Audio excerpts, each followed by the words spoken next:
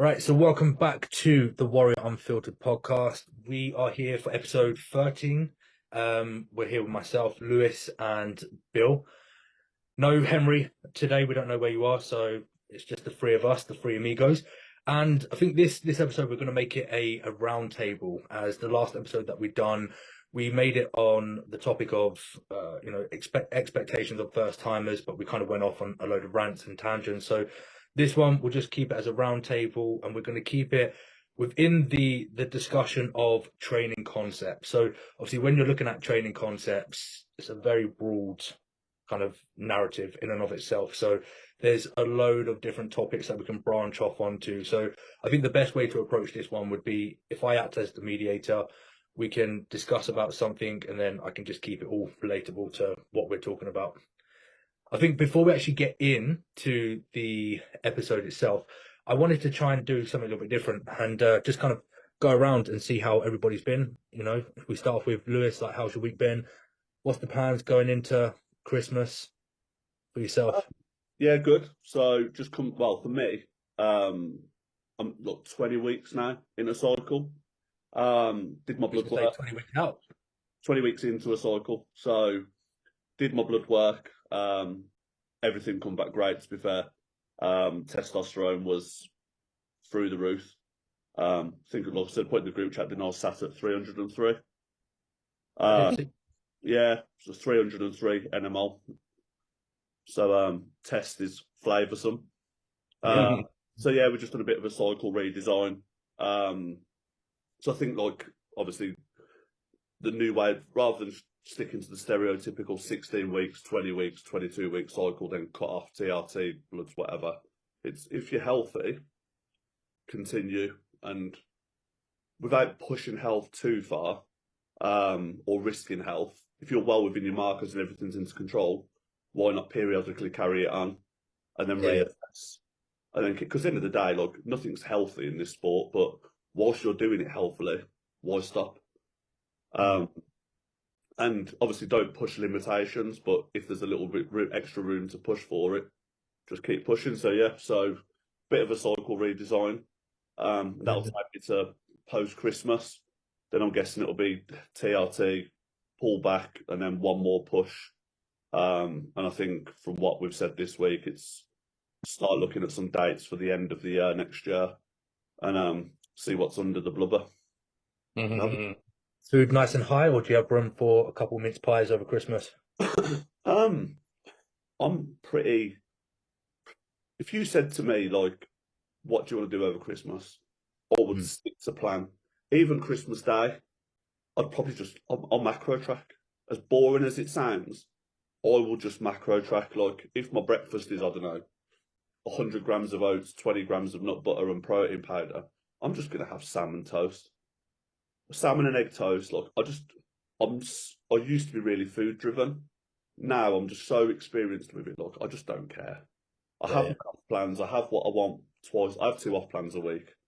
Like, I'm bored of, like, I struggle to find an off plan I want now. So, like, apart from Christmas dinner, which I'll have just to be social, it's just another day. Like, I'm not really. You always find that it's more enjoyable when you're not forcing it. You know, there'll just be that day where you're like, you know what, I'm actually craving this, and then you have it, rather than being like, I'm having a structured off-plan meal every week just for the sake of forcing one in. Yeah.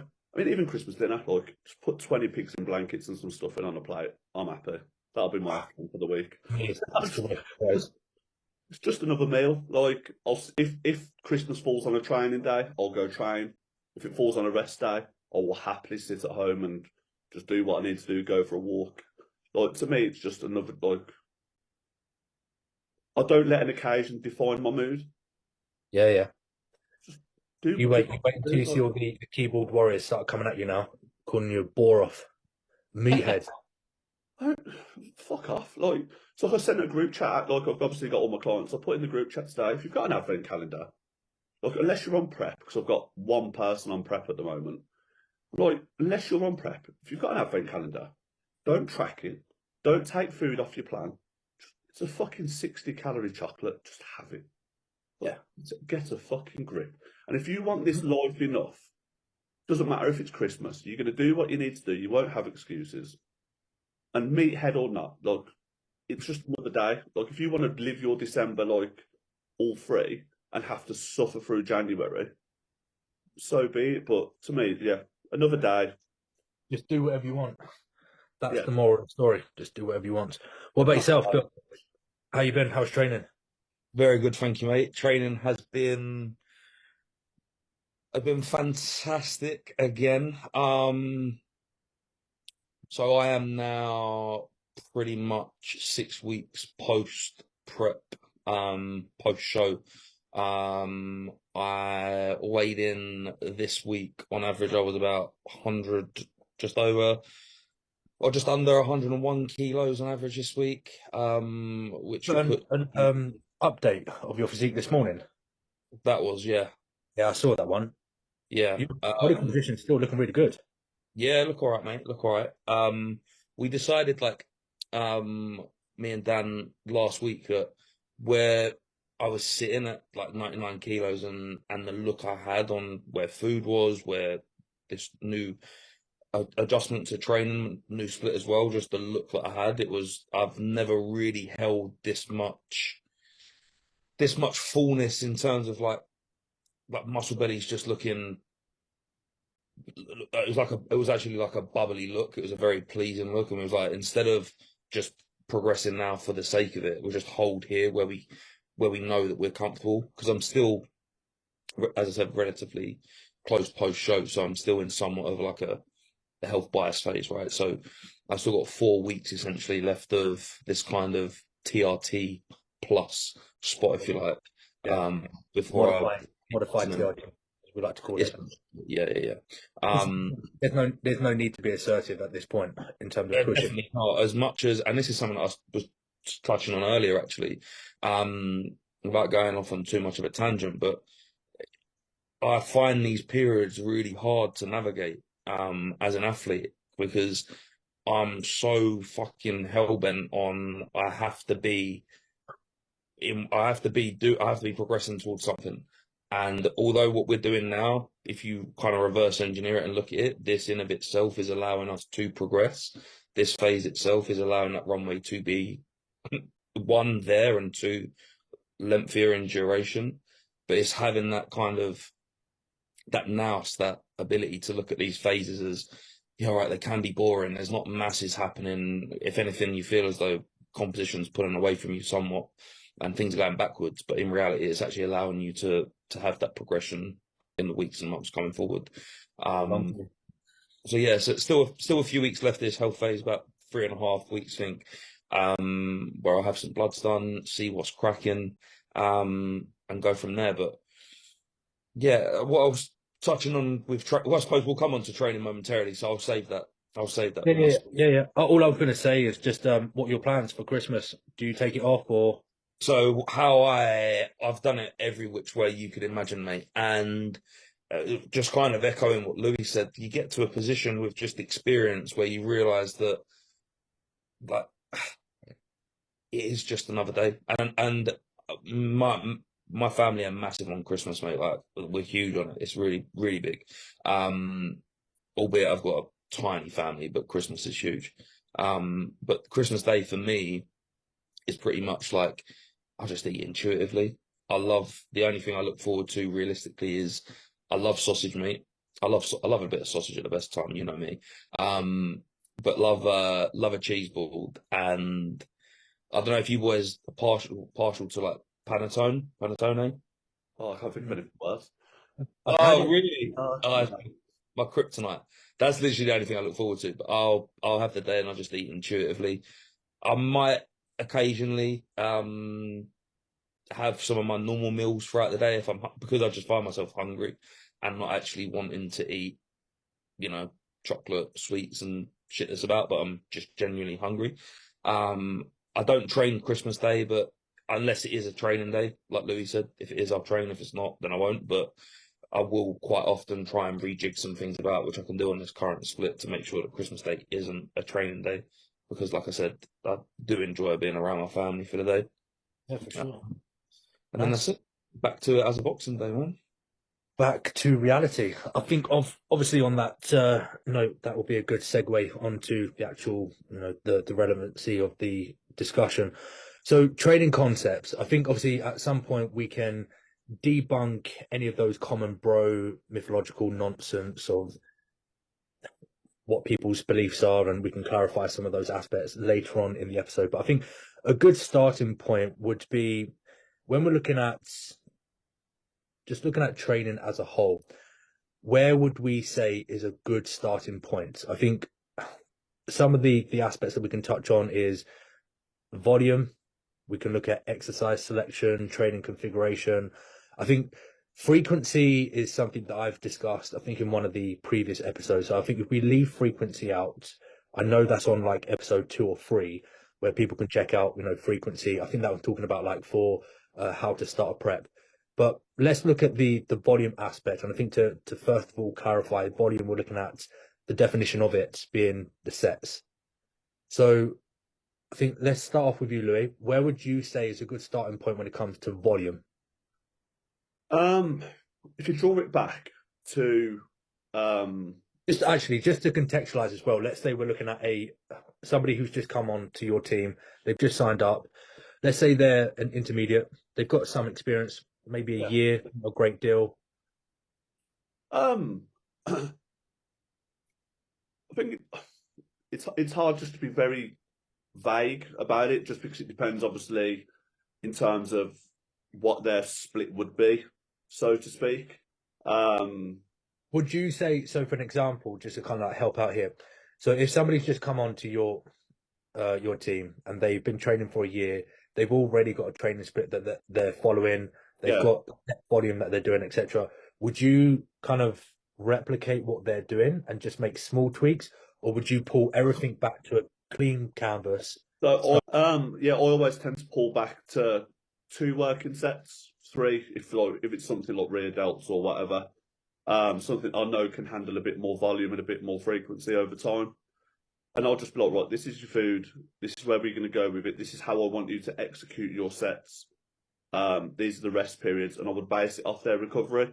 Like, obviously, I have my progress tracker with clients where they give me daily feedback on recovery, sleep, DOMs, things like that. So I would start on a baseline level of volume. And as time goes on, as food goes on, based on their recovery and how they're feeling, I would increase volume as or where necessary, and sometimes even decrease volume. If I see something is impacting further down the line in terms of they have X amount of volume on, say, legs A, if it's affecting legs B, for example, I would adjust the volume.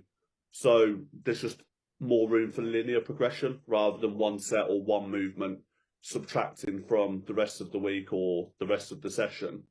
I kind of just configure it individually to that person, really, and just see how they get on. Because some people can inherently handle more volume than others. Some people just train harder than others.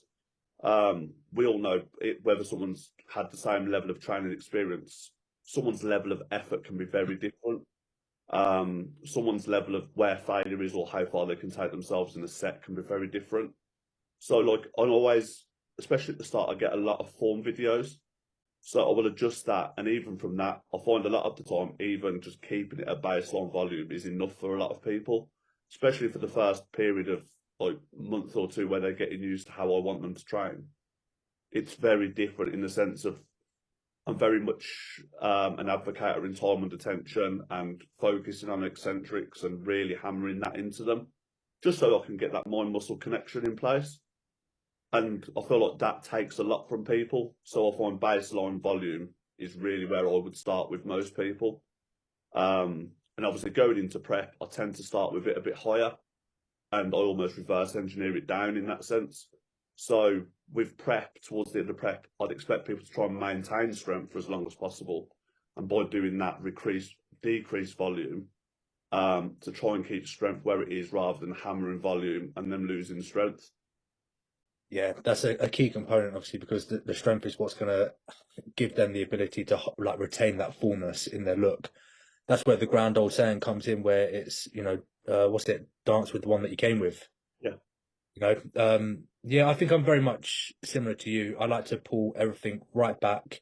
Even if I've got somebody who is relatively advanced, or if they say that they're advanced, I always like to pull things back because it's almost like I want to kind of test them myself.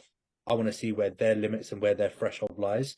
So I always like to set everything back down to if we're using the concept of the volume landmark and the abbreviation of MEV, which is your minimum effective volume.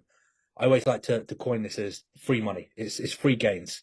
It's starting off with the bare minimum, so they're still going to elicit some kind of hypertrophic response, but we're just in that initial week or two, all we're focusing on is like what you were saying, form, looking at the execution of their movements, and then you can linearly progress the volume and potentiate that across the weeks. Really? Bill? Well, I think you've both kind of summarized it to a T.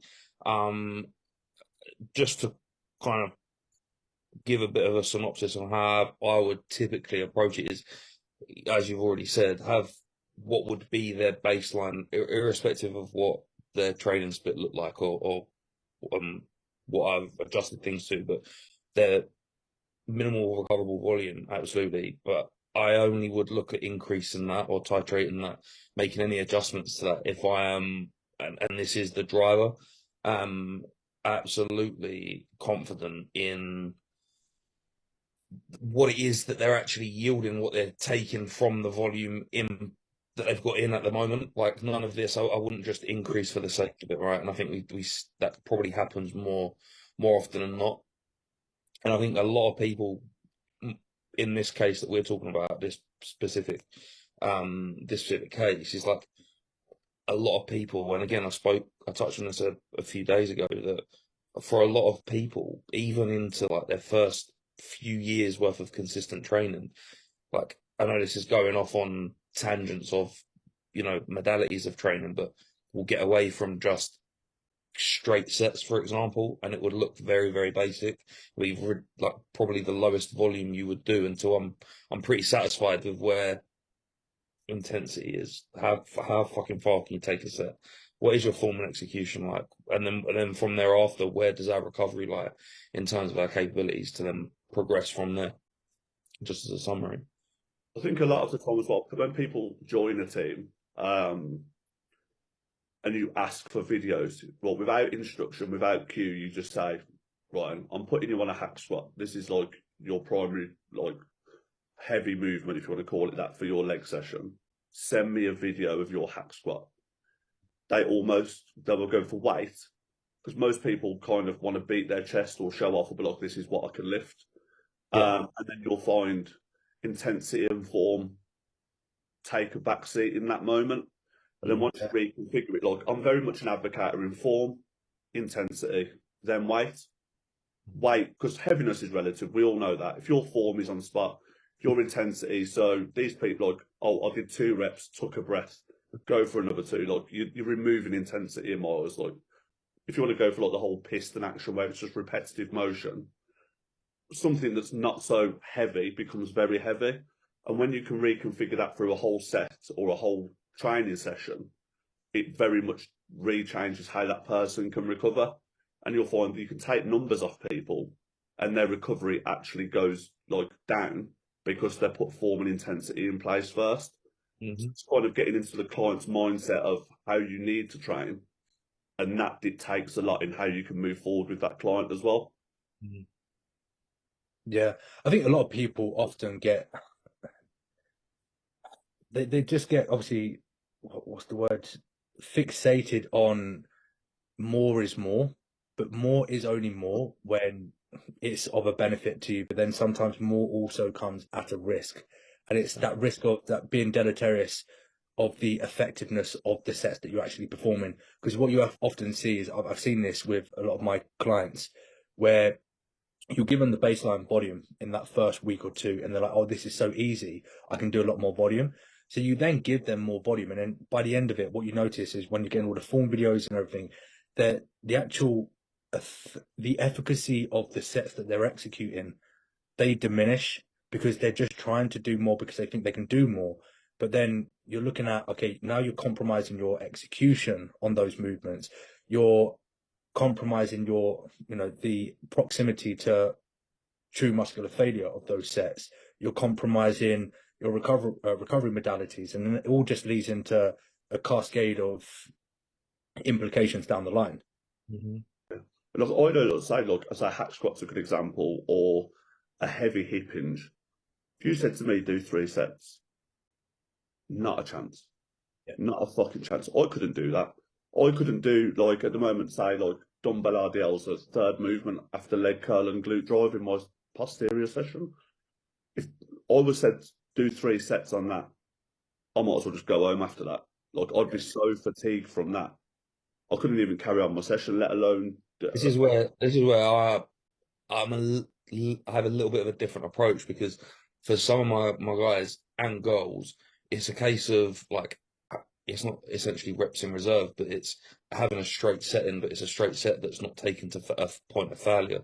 All right, so say, for example, if I did have a hack squat, for example, and I had 4 sets of 10 reps, only sets, sets 3 and 4 may be the ones I stipulate are taken to a point of absolute failure, and sets 1 and 2 are just taken to a point of accumulating somewhat fatigue, but not to a point where they're absolutely, perplexed and can't complete another rep. But right, we're all good. We're back. Yeah. Right, we do apologise for that. We did have a technical issue there. Blame Louis. That's what happened. Louis, Blame Louis there. He didn't pay for the premium one. Cheapskate. I subscribed to Billy's OnlyFans by mistake instead. he's pulled an absolute weapon of a vape in his hand. Look at that bad boy. Hit my vape. I think we've rinsed that one, that point there, talking about volume. So I think if we move on now, so I think obviously we're looking again at the starting point of the training concept. We've looked at volume. Let's delve into our thoughts on exercise selection and the intricacies behind exercise selection in and of itself. We won't go into great detail about profiling and analyzing a profile. I mean, that's where my expertise lie, but from my experience, that's a whole episode in and of itself. So if we just look at the, exercise selection and the sequencing of exercise selection. Bill, do you want to start off this time? Thoughts? Yeah, can do, mate. Yeah. I think for the most part, like, again, if we're gonna everything should be banded. We're gonna cross-reference this to the same kind of individual that we spoke about, training volume. Again, it's something that I probably don't think should be overthought all too much at that point, because their ability to really rinse as much as they possibly can from a movement is probably not going to have too much of an impact on exercise selection and sequencing throughout a training session. Yes, we'll have our preferences, and like, I don't know if you want to potentially go down like a preference for how we would look at maybe baseline structuring, like a lower body session or something like that, a leg session. I don't know if that's something we wanted to do. But just from a preference standpoint. Yeah. Personally, like, if I was to structure like a lower body session, just a leg session, like not biased towards any one particular muscle group. Like for me, I would always start a leg session with some kind of hamstring isolation work prior to hamstring isolation work, or like adductor work. Personally, would be my preference. If I'm going off on a tangent, shout and scream. I think if anything, you get a little bit too in like the minutiae detail of you go into the direction, and I'll pick up from there. So I've got a clear... I think you made a good point at the start. I think obviously if you're looking at, let's still keep it in the context of, we've got Louis' client here, just signed up. They're a year into their training age. So I think initially, straight out the gate, you don't need to be looking too much at the nuance of exercise selection in that detail as where you were going, Bill. I think it's more of a case of still pulling everything back and looking at kind of the autonomy of motor pattern, recruitment, form, that sort of stuff, and just getting good at the basics, the standardization of execution of those movements. I think you don't really need to go into the intricacies of, right, do you need, a seated leg curl that's going to bias hip flexion, knee flexion, hip thrust again, which is obviously going to have a weakening in the hip flexors, so on and so forth. I don't think you need that when you're, only a year or so into your training experience. It's just a case of finding a training split that works best for you. So whether that's upper, lower, full body, push pull legs, bro splits, and then from there you can obviously, it's that elimination. Okay, so now we're looking at, let's say, push pull leg split. Now we can look at, okay, what body parts do we need to bias?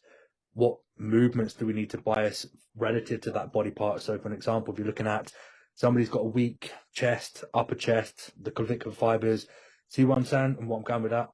I think for me, whoever comes to me, regardless of if someone's a bit more experienced and they have the intelligence to be like, this does not work for me, and they have a valid reason why, I will listen.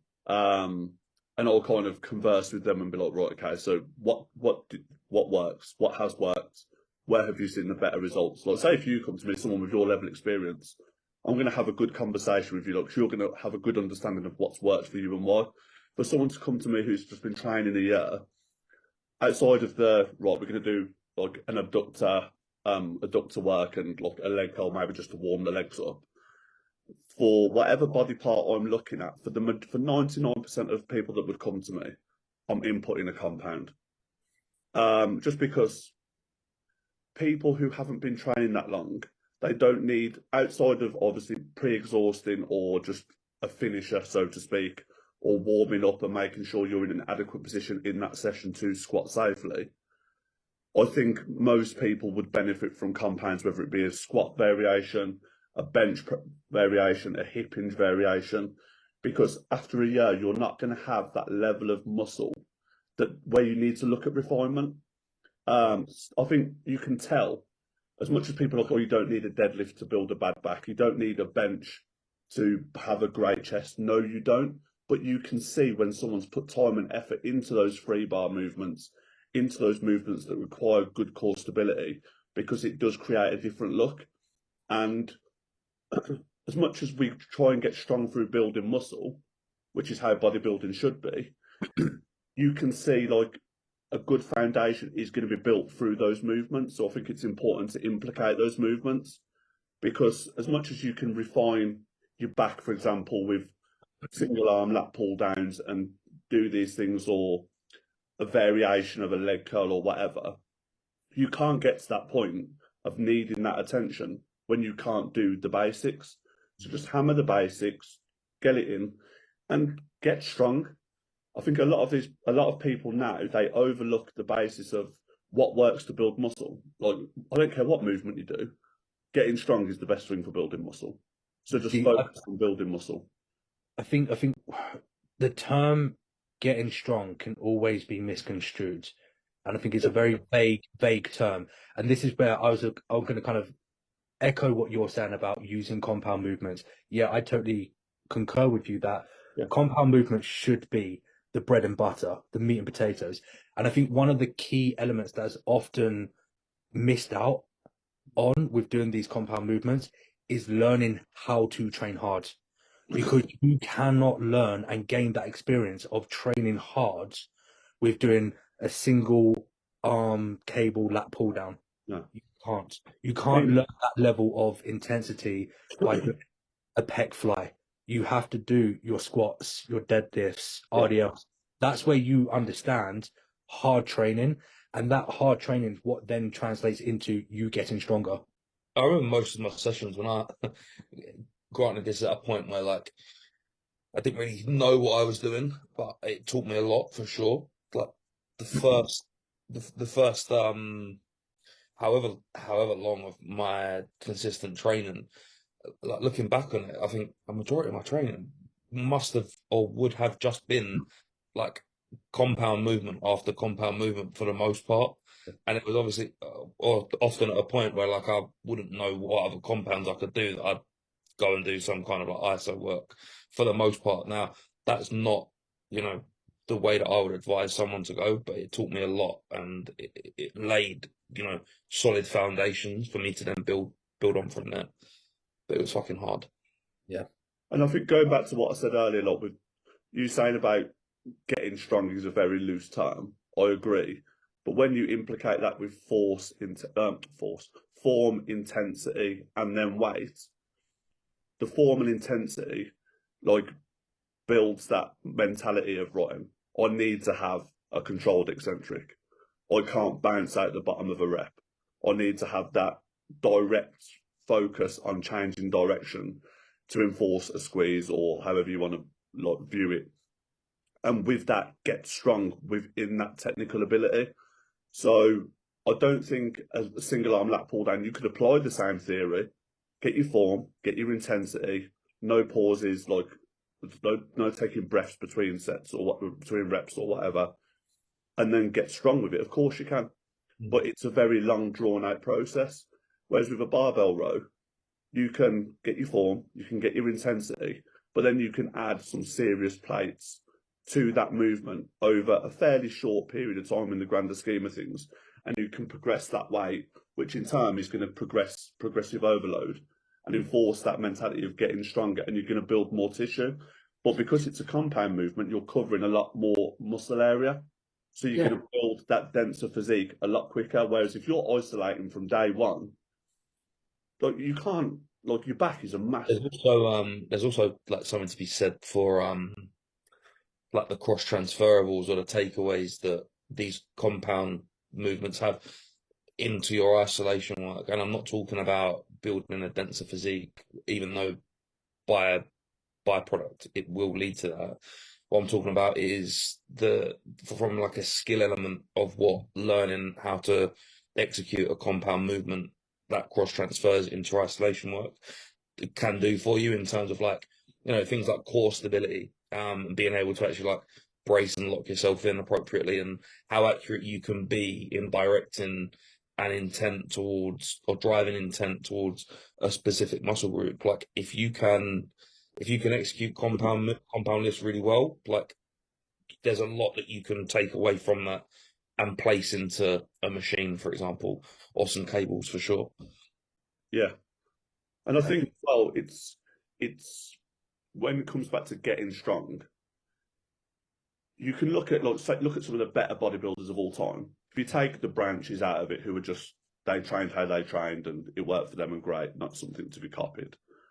But the majority of bodybuilders, when you watch their training videos, you'll see Jay Cutler or Kai Green bench pressing X amount of poundage. If they wanted to, they could get on a bench and bench a lot more. I'm pretty sure if what I watched you train Chest Harry or you train Chest Billy, you could bench a lot more than what you would actually take into a working set if you just got onto a bench and thought, fuck it today, I'm just going to go in and go ham and do whatever without care or intention. But it's learning what's strong within a set mode. So get strong within your set mode. And like going back to what you said about transferring compounds to isolation, if you can stabilize yourself rowing 100 kilo, that's going to bring so much more to your physique. Because stabilizing yourself on a bench where you're holding a bench like that and doing that, it takes no real skill. You can't transfer that back and reverse engineer that back onto a barbell row. Start with a barbell row. By the time you get to that point where you need refinement, it's second nature and you've built the muscle with it. Yeah. It's also really hard. Like if you are the type of person that is just, now I'm not one camp or the other. I do have my biases, but you'll find it extremely hard if you are someone that is just absolutely peppering and really biasing, machine based cable work, etc., to then look at, introducing some form of compound work. You'll find that really hard. Whereas if you to do it the other way around, you'll find it a hell of a lot easier. Yeah, I totally agree. Mentally challenging as well. Yeah, that's my point. Yeah, I think a lot. you need to mentally challenge a client. Yeah. Like, obviously, like a lot of my clients, especially like the girls, they'll always like post about this Bulgarian drop set of death that I program into a lot of their workouts. if you can get through a set and you can maintain form and intensity through, like, Bulgarians are evil anyway. I don't know anyone that actually says, "Oh, I like doing them," although we do.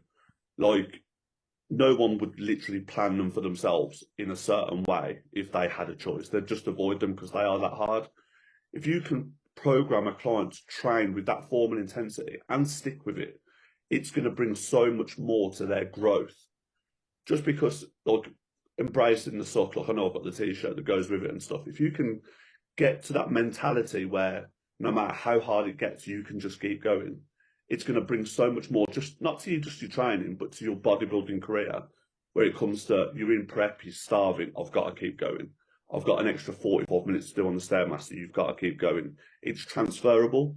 Doing that, you're not learning Yeah, skills. I think what you're trying to say is it's pretty easy to stay in your Being a comfort zone. pussy. Stop being a pussy, that's what I'm trying to say. Yeah. Don't be a pussy. Don't train like a pussy. Don't be a pussy in prep. Don't be a pussy in off season. Because if you want to be a good bodybuilder, you've got to be hardened.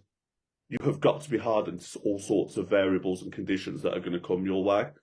And learning to train properly with form, with intensity, and doing it hard and getting stronger, it's going to teach you that skill set to carry on into everything else. If you start by, "Oh, I'm going to make training easier," you're going to expect everything to inherently become easier as you go into your bodybuilding, and you're setting yourself up for failure. Yeah, again, I think with that, a lot of people can then misconstrue it with us trying to dichotomize those two approaches. So it's either you have to train hardcore with the meat and potato compound movements, or be a fluffy pussy wet wipe and train with all the fluffy stuff. I would say it's more of a case of we always should look at both. Rather than just doing one or the other, it's a combination of the both. You need the meat and potatoes, you need those compounds in, because they can teach you a lot from a multitude of different avenues. As you said, it can teach you the mentality aspect, the physicality aspect, it can teach you skills, core stability, so on and so forth, which can transferable to those isolation exercises. But then also the isolation exercises do have their merit as well. But the problem is a lot of these younger kids, the younger generation, from watching TikTok videos, they just see the fluffy stuff, and they see somebody preaching and playing, cherry picking, saying, "Oh, this is the best way, and this is what's going to grow your lats." It's like, yes, it is, but you also are missing out this other element as well. Don't just. The best way I can transfer it is learn to add and subtract before you think about algebra. Algebra has a place. Not that any of us use it in adult life, and it's one of the things that pisses me off. I don't know why I spent my childhood getting confused about it, because I haven't used it since I left school. But the theory applies. Learn to add and subtract before you think about algebra. And isolation work at that level is the algebra of bodybuilding. Yes, it has a place in mathematical equation, but unless you can do the basics, it's irrelevant. So learn to do the basics first. That's what I'm trying to say. Yeah, it has a place, but you're not in a position now. Simultaneously alongside. I think the most important thing here is, like, as I said, I'm not one camp or the other. Like, I prefaced that with what I said, but I think what to kind of summarize what we're trying to get at is there needs to be this. You need to strike a real sweet spot in terms of, like, the timeline of when you start training and what movements you are incorporating to your training split, subject to where you are on your training timeline as such. All right. And you don't want to be into your first, or your first or second year of training, and you haven't been, religiously hammering away at any form of compound work. All right. You need to be incorporating that alongside, some isolation work for sure, but it needs to go in, like, it's all subject to the timeline. It needs to go in at the right place. Yeah, definitely. And I think we've all worked in gyms. We've all worked on a gym floor or spent enough time on a gym floor. When you walk into a gym and you monitor people and you people watch, like, I'm very observant in what I like, just as a person. You tend to see the people that develop the most are the lads or the girls, whatever, that just go in a small group and they jump on a bench or they jump on a squat or a leg press or whatever, and they compete with each other. Mm. They're the people that progress most, as, like, especially the younger generation walking into a gym. They progress more because all they're trying to do is just get on a machine and get better. And there is an element of competition and there is an element of just getting stronger. But they just inherently just grow faster than the person that's going in on their own, like, oh, what movement are doing? I've got my logbook, and they're overthinking everything. I'm going to say it's that paralysis of analysis. Paralysis by analysis, yeah. Yeah, they're just constantly overthinking everything to the point where they're not doing anything at all of benefit. I know, obviously, with this day and age, we do like to integrate both, real world situations, what we see in practical application alongside the evidence-based practice. And it does, again, I'm very much a big advocate of the literature. I like using research. It does provide that platform of a reference. But when you get this left camp where it's just all literature, this is what this study's saying, this is what this research is saying, that's where you have that paralysis of analysis, and you're just overcomplicating everything too much. If you don't understand the literature, invest in somebody who does and who knows how to integrate what we have in real world practical application alongside using the literature as a reference. And then you're going to get the best of both worlds then. Whether you have all the literature in the world or not, practical application is what's key. And what people forget sometimes is literature, or whatever, however you want to term it, literature, studying or whatever, it's a method used over time. Now, if you take it right back to pumping iron and Arnie, or whether you go through the Dorian period, the Ronnie period, the Generation Iron period, everyone just trained hard. Arnie never spoke about literature. Ronnie never spoke about literature. Jay Cutler never spoke about literature. They just trained hard. They all trained differently, but they all trained hard. And that is a study within itself. There was none of this fluff. There was no banding. There was no bullshit, so to speak. They just went in and trained hard. They did isolation, but they did compounds. And that's the study that's gone on for the longest period of time. What built the best physiques over time? Training hard. Whatever split they did, whatever methods they used, whatever exercises they preferred, they just trained hard. And this whole paralysis by analysis that's come into the 21st century, I don't see a physique that's actually got better by training that way.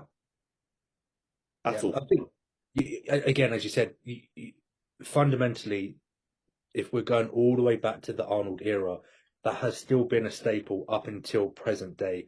But all we're doing is we're just evolving it.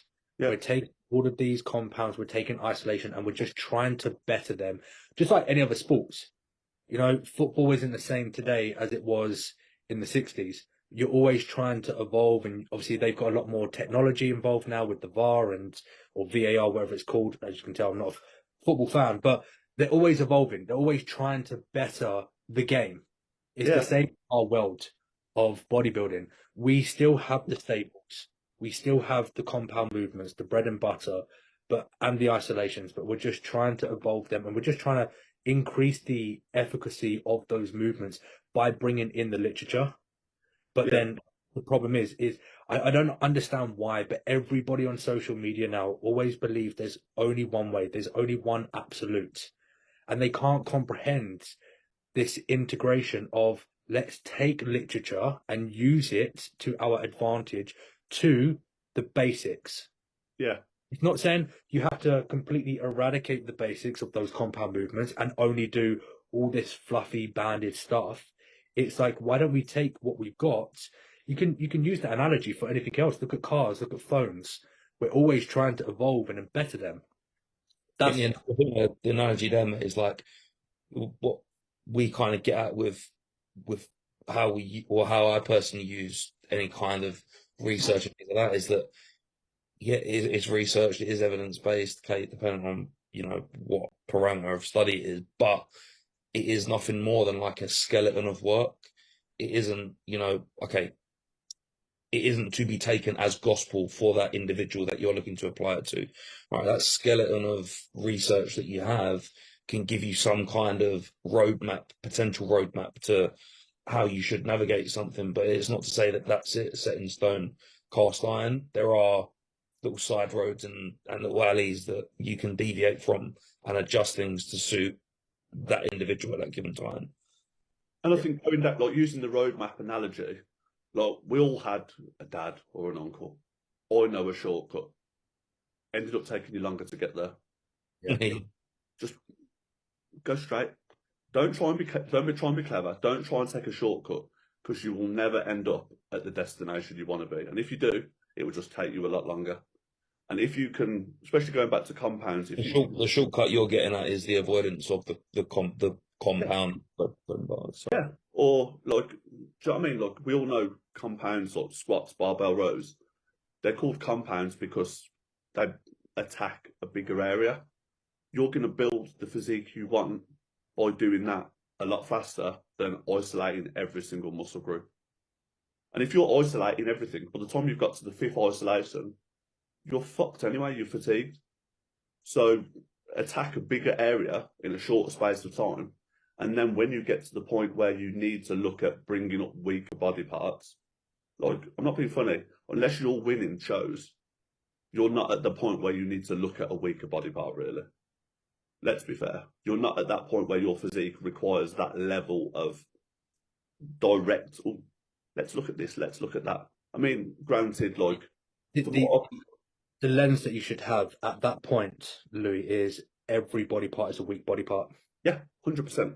100%. I've always had that where I've got people come to me and they're like, oh, I feel like my arms are weak and I need to bring them up. I'm like, yeah, they are weak, but then so is your delts, and so is your back, and so is your chest, and so is your quads, and so is your like everything is a weak body part. And look at it with that lens. Every body part is a weak body part because you've only been training for a year. Yeah, and unless, like, for me, I suppose, like, my quads will stand out in pictures because my quads for my level are fairly decent. For my physique, I'm not saying my quads are good.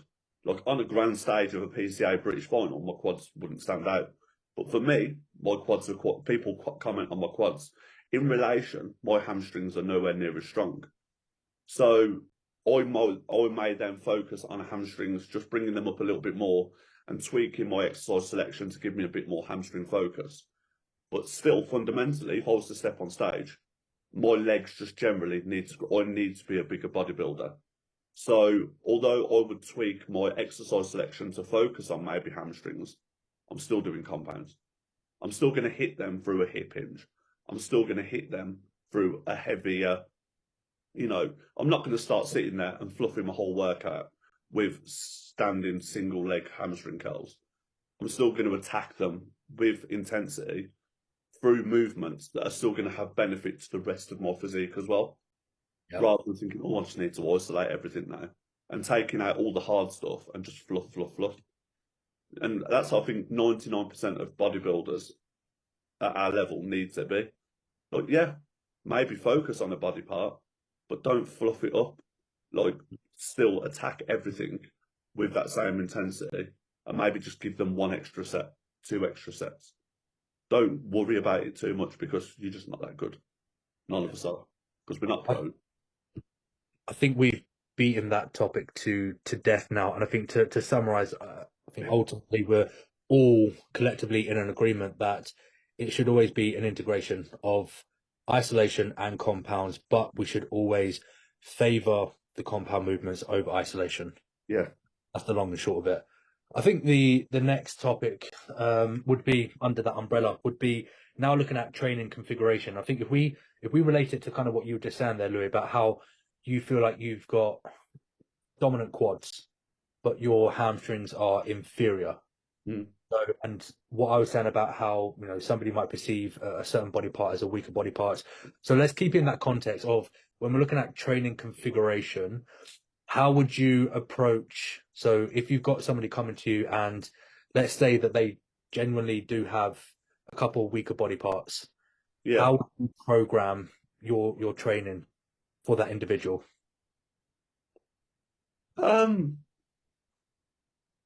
It wouldn't change that much. In terms of, say, like a lower session, they're still going to train quads. I'm still going to put probably a squat variation in place. I'm just going to make sure there's just a little bit more volume over the course of the week that would maybe just allow them to attack that body part a little bit more. Like, again, with someone at a level where they say come to me where they've been training for a year, their quads may be dominant over their hamstrings, but their quads are still going to need work. So I'm not going to take away from their quad development. I'm just going to put a little bit more bias over the week on, say, hamstring development. So their leg session as a whole, I would structure it no differently from most people's leg sessions. Obviously, if you take into account an individual's needs, whether it may be their category or what criteria they're going for, that may impact my decision on how to structure a session. But then when it comes to flagging hamstrings, I may be more inclined to have a posterior day away from a leg day and a back day where they can do a hip hinge or do some more hamstring work just to help increase the volume. If their arms really are flagging in comparison to the rest of their body, or their arms just need a little bit more work, I may be inclined to put biceps on the end of a leg session, for example, or just hit triceps with a little bit more frequency. But for the best part, for most people, the basic structure of a split will not change or be impacted by a weaker body part. Because like I say, most people, everything needs to grow. It's more prioritizing rather than emphasizing, if that makes sense. Like just giving something a bit more volume over time. Like especially with like delts, you can hit delts 4 times a week if you're looking at lateral movements especially, and it's not going to impact their recovery that much because they can recover really well. So when it comes to bringing up a weaker body, it does depend on what the weaker body part is as well. Female clients, a lot of them do have legs 2-3 times a week, or a leg session of sorts 2-3 times a week, whether it's glute biased, ham biased, quad biased, just a generic lower session.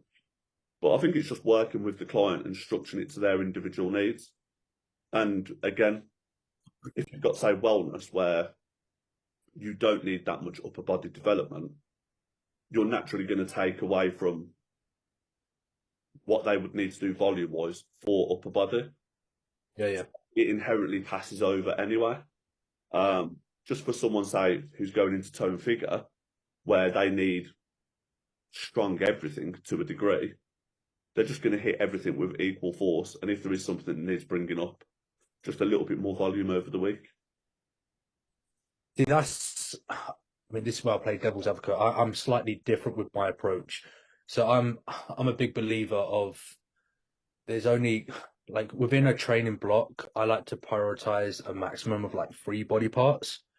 So the other body parts would be put on the back burner, but I would keep them at like the MAV, which is their maximum adaptive volume. So they're not losing size or anything like that, but by pulling that volume back for those stronger body parts, it's opening up more capacity to increase frequency of exposure and also potentiating sets to those inferior body parts. So that's kind of the approach that I like to. So for an example, if one of my clients, pretty sure he wouldn't mind me sharing this information, Kuba, he had a really dominant upper body, really, really dominant, and he's a classic.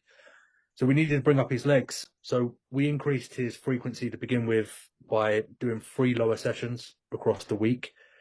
But the upper body, because he was so dominant in his chest, arm, delt development, even back, we put that right back to the baseline volume.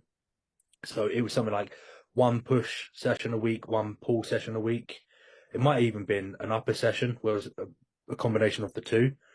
And we just set his volume right at the bare minimum. I think it was like 4 sets for chest and 4 sets for back, 6 sets for back, whatever it was, just so that we could increase the frequency of exposure for those lower body parts and then also potentiate more volume. So that's the approach that I personally like to have, which is slightly different to how you do it.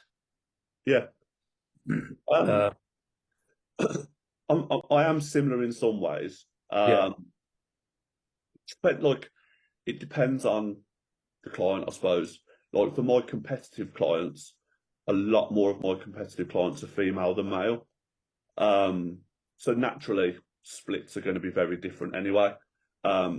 Very few need to put that much effort into chest, for example.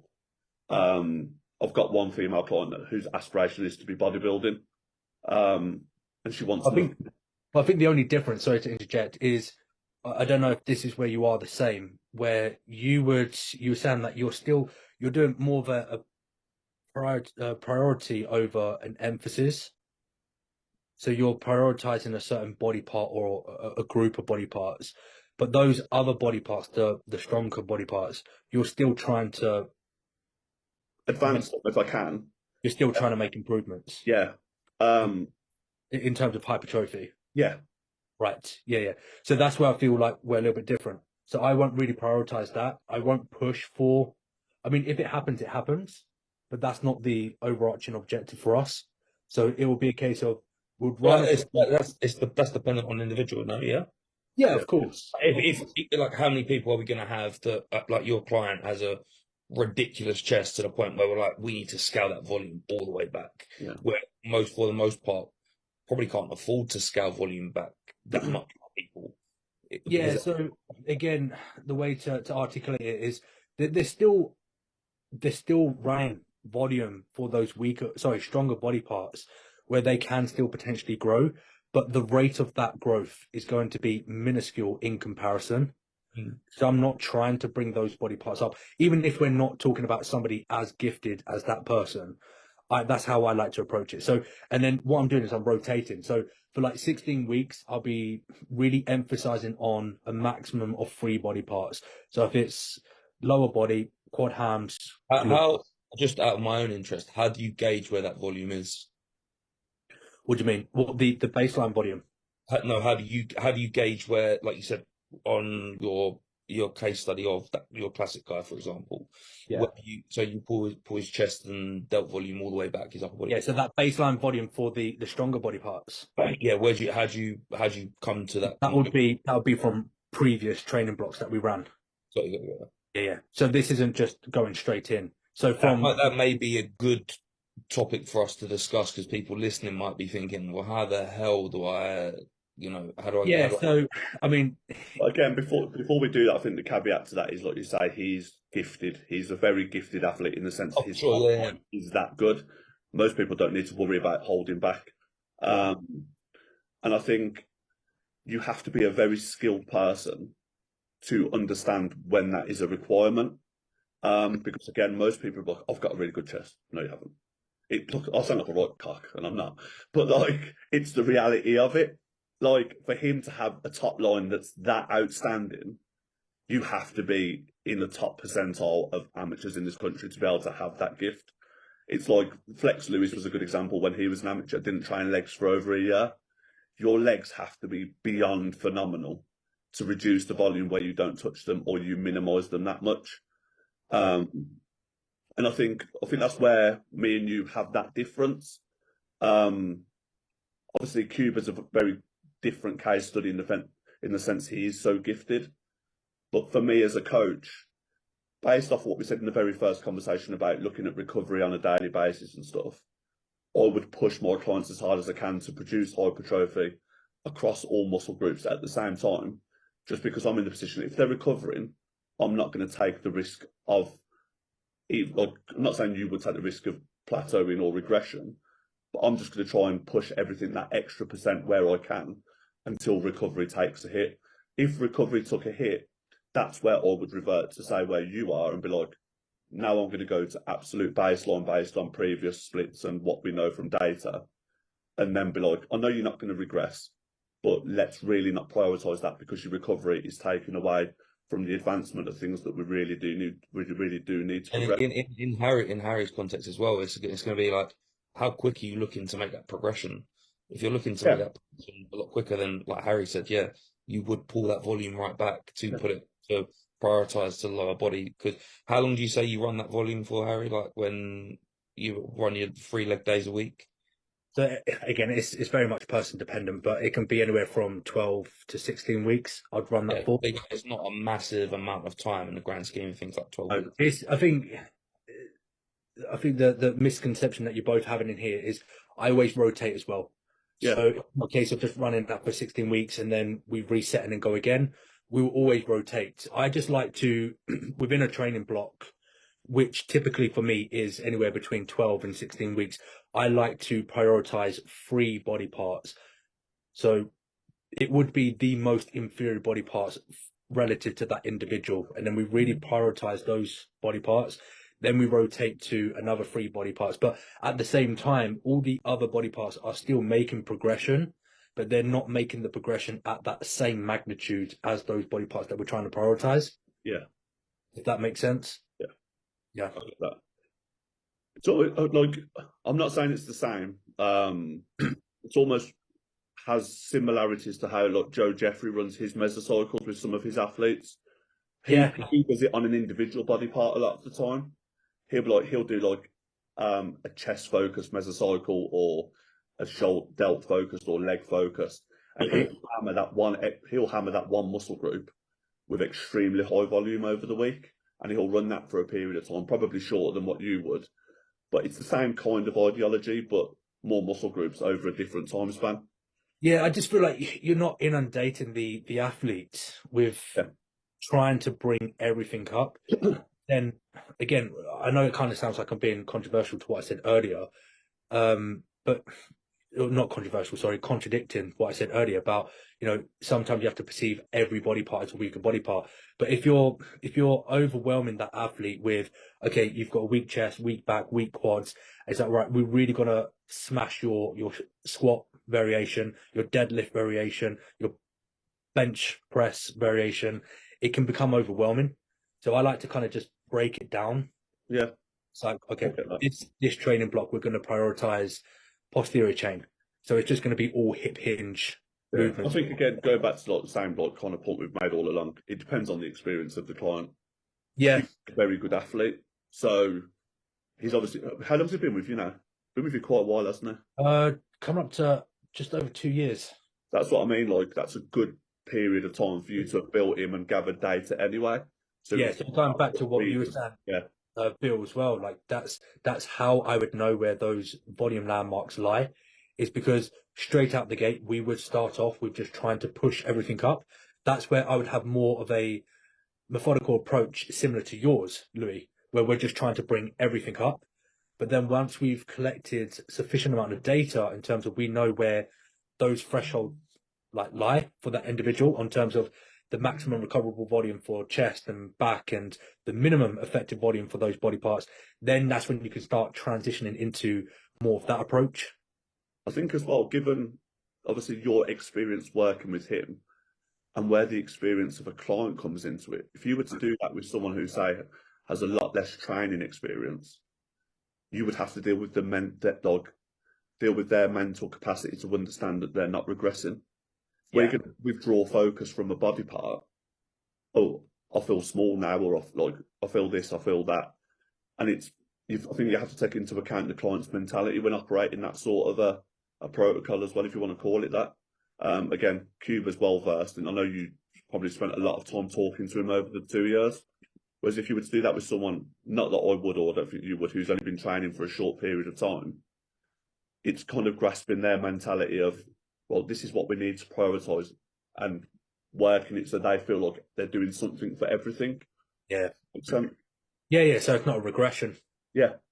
Because obviously, if you've got somebody that comes to you and they're doing X amount of volume for a body part, and then from your analysis of their physique, you're like, okay, well, that body part's a strong component, that one's inferior, so we're going to pull volume from that. They're going to immediately perceive that as a regression. Yeah. They're doing less, but you have to explain it to them. Yeah, I agree. I think that's a valid point to bring up. Yeah, I think it comes into it a lot. I think as much as we have knowledge and data, it's being able to relay that knowledge and data to your client to make sure it's done productively. Yeah. What Right. go on. No, go on. In terms of like training and obviously intensity and stuff, what are your views on reps in reserve? Let's be controversial for a second. That's exactly where I was going. I feel So I have done reps in reserve in the past, but I only done that on myself, and it was only for a very brief, short time, and that was during that phase where Jordan Peters was kind of at his pinnacle of his career, and I was a big advocate of his style of training. Yeah, So I tried it around the same time. I don't know if you guys remember when he tried it himself. yeah. Yeah. So I tried it around the same time, and I was just like, it's not for me. So I don't feel like I have a lot to really comment on it. I am doing it at the moment. I'm doing it now with myself and a lot of my athletes. But again, I've only been running this kind of approach for a month or two. So again, I just don't feel like I've got any kind of position to Yeah. comment. Like you, Bill. I don't like it personally, and I don't favour it for clients.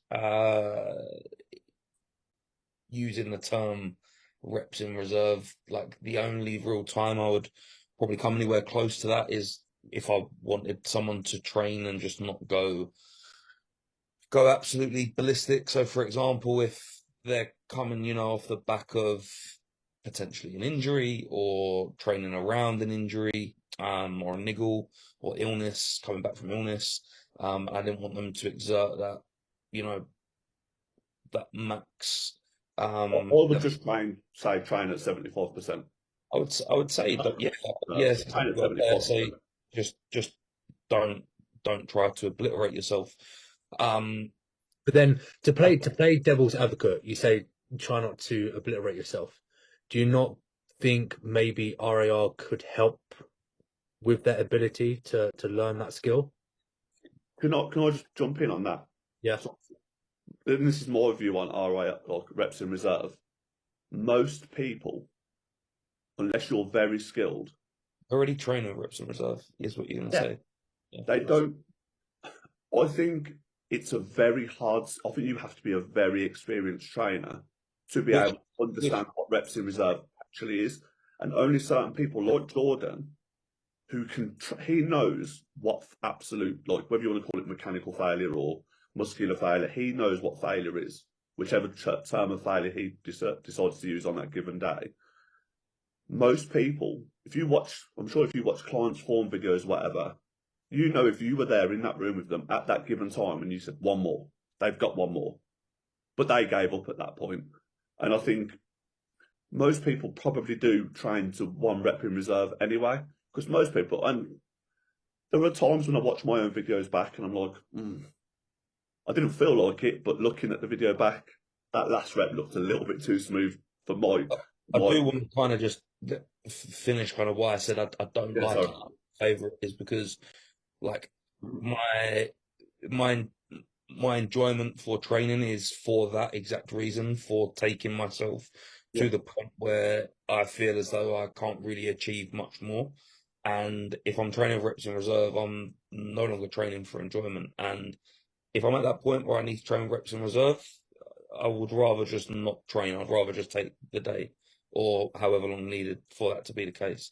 Again, everything is so contextual, and there's probably times like towards the back end of prep, be it, on the lead up to peak week, for example, where I'm not training to that point of absolute failure, but I'm not training with a specific number of RIR because it's such a grey field, and I feel like you're just overcomplicating something that doesn't need to be as overcomplicated as what it is for the most part, and it's specifically for the type of client that we're talking about. Like, we're not talking about high level advanced athletes, people that are probably going to be watching this, where RIR would probably be somewhat beneficial because where that level of intensity to failure is, which for the most part people are not.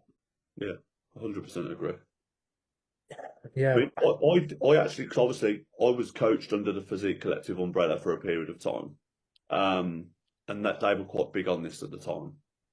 And I had a block where first week 3 reps in reserve, 2 reps in reserve, 1 rep in reserve, absolute like failure. Like, I understand the logic; it's still progressive overload.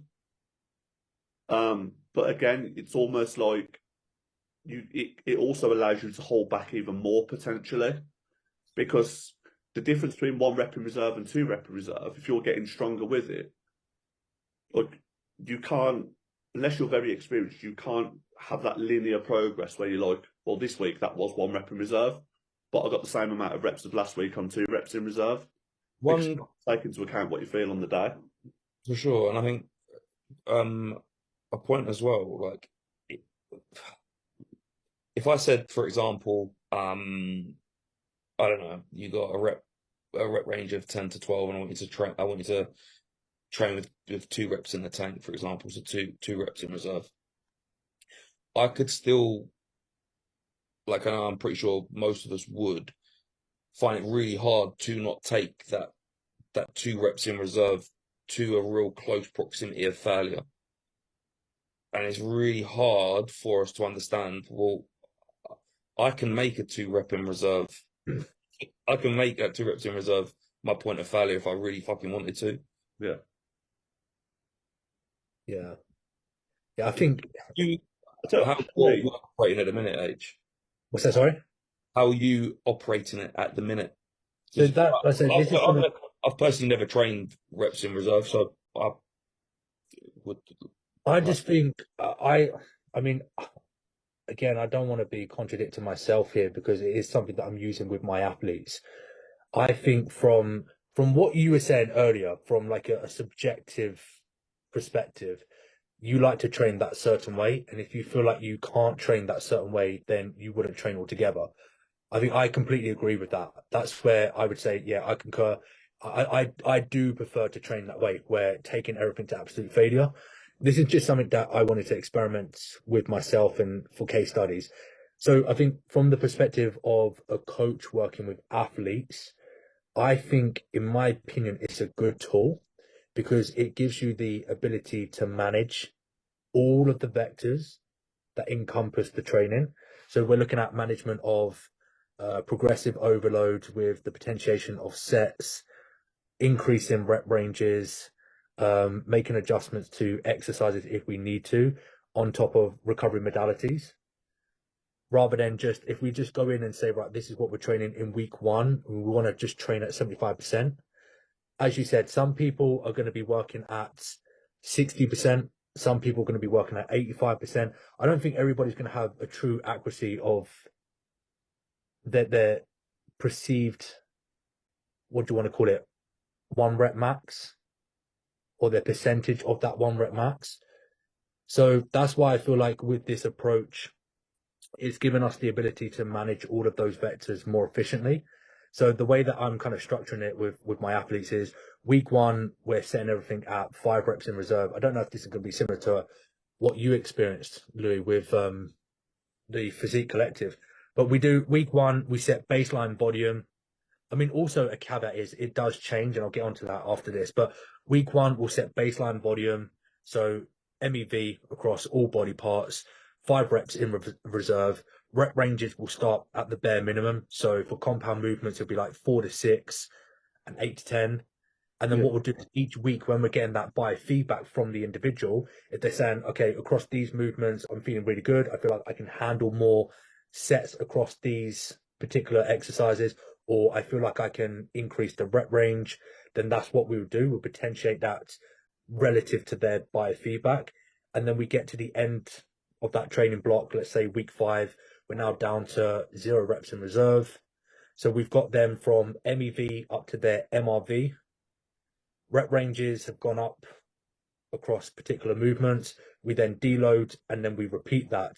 But then once we get more into the nuance aspect, where, okay, we've now created this data collection of, we know what their upper threshold limit is of maximum recoverable volume across those body parts, we can then start fine tuning things. So now we've learned how to manage everything. We've learned how to take sets to true failure. We've learned how to reach immaculate execution. We've now established what their MEV is, MAV, MRV, and then that's when we can start fine tuning stuff, and then to maybe approach that you'd use yourself. Does that make sense? Yeah, the thing I don't like, and this is very much down to the athlete, not the coach. I feel like when people follow a system for so long, they almost, or some people get very attached to a system. And the thing I don't like, when you're building volume like that progressively, and you get to that point of no reps in reserve, and then have a deload, I find sometimes if you have an athlete who's in that mindset of wanting, going back to what we said earlier about wanting the easy route, it kind of ingrains in them, oh, every 6 weeks, a deload is correct. And most people don't need a deload at that frequency, I don't believe. You shouldn't be deloading every 6 weeks. Like, no one should be hammering their CNS that hard that it's required. It just isn't. And I think it also depends on the person as an individual. Like for me, it didn't work. I'm a very emotional trainer. I will put my music on and I will pretend that I was a traumatized child, and I will get lost in the moment. And that is how I will trigger myself. I'll put a song on, whatever mood I'm in that day. I'm like, I'm going to trigger myself now. It's not very healthy and whatever, but it works. So for me, reps in reserve. Sometimes if I was to drop the bar with 2 reps in me, I'd feel more deflated. And I'd actually feel, do you know what I mean? Like it's actually mentally taxing for me to train like that, because I've got this energy that I will use to train. And I almost feel like it's almost like pulling out before you blow your load. It's like, without being crude, do you know what I mean? It's like I can't do like that. That's what I'm saying. So with the approach that I'm using at the moment is because it's still novel. I'm just still at the point of experimenting with it and collecting data, but I'm utilizing this as an opportunity to establish all of those vectors where we know where their MRV is, etc. What I just said, and then we can potentially transition over to an approach that's similar to like your. I mean, okay. So say you were coaching me, yeah. And I will say this again: it's not a very healthy way to be. Does not matter what volume I am given. I hate to say that I lie. I will never happily admit that I'm tired or fatigued. Whatever volume Dan would give me, Dan would probably find me dead on the gym floor before I said I was tired. But then that's at your own detriment. Yeah, I know. Yeah, I know. Don't get me wrong. Like, it gets to a point where I'm like, I'm fucked. I need a break, and that is when I know I genuinely need a deload. Yeah. But I also feel like within that, it gives the client the freedom to deviate and kind of not deviate, to manipulate your data and feedback, which again for me would make it very hard to coach. Does that make sense?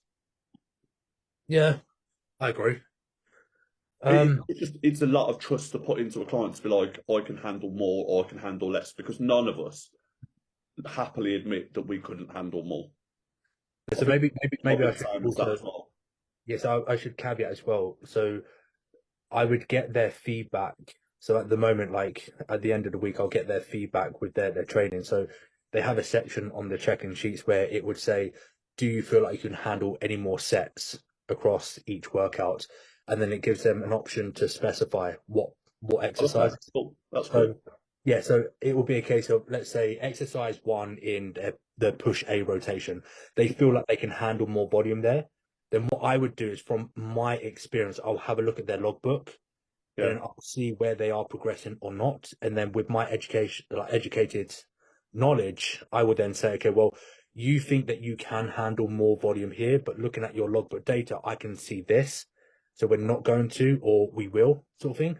So it's not just relying on them and just getting their biofeedback. And if they say I can handle more volume, I'm just arbitrarily chucking in more volume. It kind of goes back to what we were saying about how it's given them the opportunity to be involved as well. Yeah. It's them to really think about it, rather than just saying, okay, I think we need to put more volume here. It's given them that ability to really think in their sessions. Okay, do you feel like you can actually handle more volume across these movements? Yeah. So they have to consciously think about it a lot more. How do you manage your clients' like recovery and set progression and stuff like that, Bill?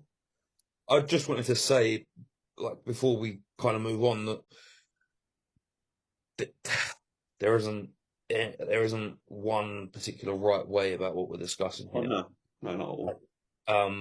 There are and will have been many a bodybuilder and athlete that would have and are still progressing potentially quicker than this person that's not following a reps and reserve scheme. But then you could say the opposite on the opposing. It's just down to personal preference. And realistically, how the psychology of that individual works towards their training. For example, if my coach come to me and said, we're now going to be operating a reps and reserve scheme, I would say, thank you very much, but no thank you. I'll take hold of my own training from here then if that's the case. Because I just know I wouldn't enjoy it. That's it. Wouldn't even, like, it sounds really like narrow-minded, but there's not even a part of me that's even interested to trial it, because that's just not me as a person. Yeah. But saying that there's not the ability for progression there. If that's me being narrow-minded as an athlete and potentially as a coach as well, for sure, I would say that, yeah, I have my biases towards things. That's just my That's another reason why I'm experimenting with it. So then I can say that I can openly admit I've tried both. 100%. I've been where you've been. I've trained like that. I'm also trying this way, because it's similar to what we were saying about the exercise selection when it comes to compounds and isolations. Rather than there just being a dichotomy between the two, and we should choose one or the other, Yeah. there is that possibility that we could integrate both of these approaches. That's why, again, to caveat that, this approach that I'm doing now is not permanent. This isn't the only style methodical approach that I'm using with my training programming. It's something that I'm experimenting at the moment. It's something that I perceive to be beneficial, as I've mentioned, for those reasons. And then I can integrate that with my knowledge of training to that 75% of true failure or beyond. I think And for then all of us, go on. whatever methods that we've done or tried or aren't willing to try, I mean, we could all go through a period of, say, for like the next X amount of months or years, all three of us could go through a cycle of 3 or 4 different coaches and train exactly the same. At the end of that time period, or we could be coached by Joe Jeffrey, Dan Bastick, Jordan Peters, and I don't know, Ben Pekulski or something like that, that trains very scientifically. At the end of that period, all three of us are going to walk away from that period for taking aspects of each individually programmed things that we've tried, and we're going to have formulated our own opinions and our own styles anyway, which at the end of the day is what makes us coaches, and which is why none of us are copycats or It just broadens your horizon towards different approaches. And there are things that I took from the Physique Collective style that I still use now. Not many, because it just wasn't my way, and that's why I went to Dan, because psychologically for me, Dan was the perfect match. And how I train and how I like to train is very much his ethos. But then, as a coach myself, I don't coach my clients how Dan coaches me. I have aspects of what Dan's taught me. I have aspects of what Physique Collective taught me, what my old coach Ricky has taught me. And you just build your own style based off that, which I think that's what keeps your clients with you anyway, because however you all choose to do things, It's being versatile. Yeah. And if we were all the same, like clients wouldn't swap coaches or have preferential ways anyway. So yeah, that I think if people know me well, they know that I'm very much a key advocate of versatility. I like to always learn something new. I'm not saying that nobody else does, we all do, but I like to be that one that's really pragmatic and open-minded with all kind of plausible approaches to anything. That's why I want to be that walking epitome of somebody who has been there and done it. So whenever you have these sort of discussions, you can say, well, I've got experience from both ends. Yeah. And you can, as you say, you can take information, you can take pros and cons out of everything that you're doing. I agree. And then you can just modify it and then implement it into your own style of coaching or training. Yeah, sure. Yeah, I think that's ultimately the reason why I'm doing it now at the moment. Because you'll probably find that in another 2 months' time, I'll probably revert back to old school training, or I might keep it in. You don't know, but it's just having that open mind. Yeah, for sure. You might find, listen, exactly what I said a few minutes ago. You may have 10 clients absolutely thrive in it and absolutely love it. And you may have another 10 clients that go, do you know what, H, like, that was a pile of shit. Don't ever do that to me. Yeah. And you've progressed. You've got what you needed from it, right? Like, you're gonna. Like I said again, there are some athletes that I've got on the team who are not doing RAR because I know the style that they like and enjoy. These are people that have been on my team for a long while. Yeah. But I think fundamentally, if I've got a new person coming on, I like to start off with the RAR just so that we can mediate all of those vectors, establish those kind of those markers, and then we can transition. Yeah, I think that's a really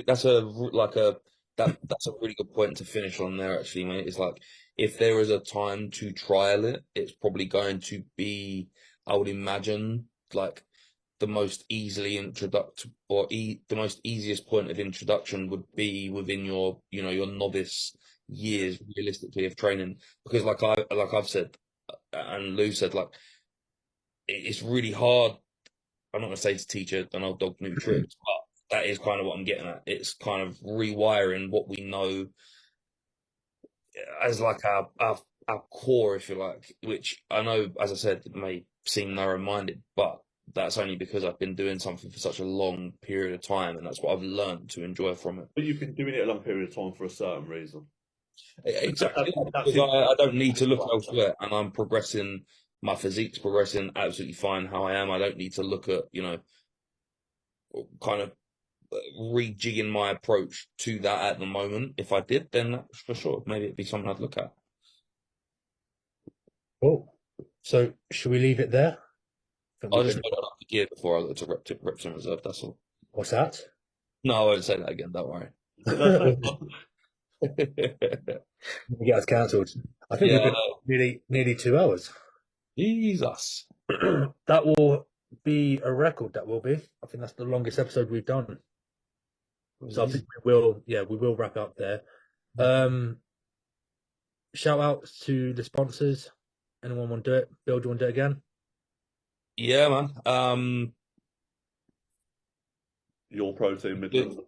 You want me to use my... good start. No. I was going to say, you want me to use my discount code? Oh, fuck it, I'm going to do it. So your Protein Midlands for all subs, as always, Stella 10 discount code. The only code that works, actually gets you 15% off if you use it properly.